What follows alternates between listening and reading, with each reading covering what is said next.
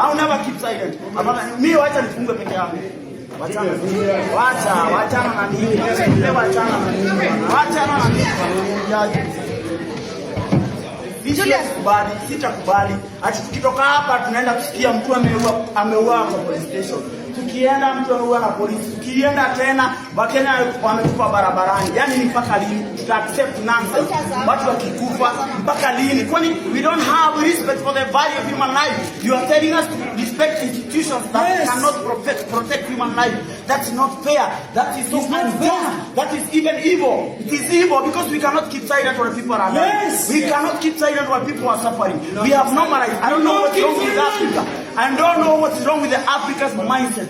We are all stupid. We are all tourists. We are foreign people who are killing us, making us to suffer in our own country through corruption. They are stealing everything. Right now, billions are being stolen every day, and we are silent. And we are being told to persevere. To persevere what? To persevere oppression. To persevere injustice. To persevere murder. We are being ruled by murderers, criminals, thieves, and liars.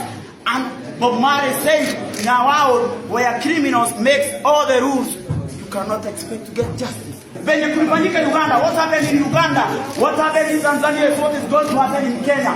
Unless something is done. And that something is has to rise up and speak out. We are in our own land. You never tell me anything. I am in my own land, our father's land.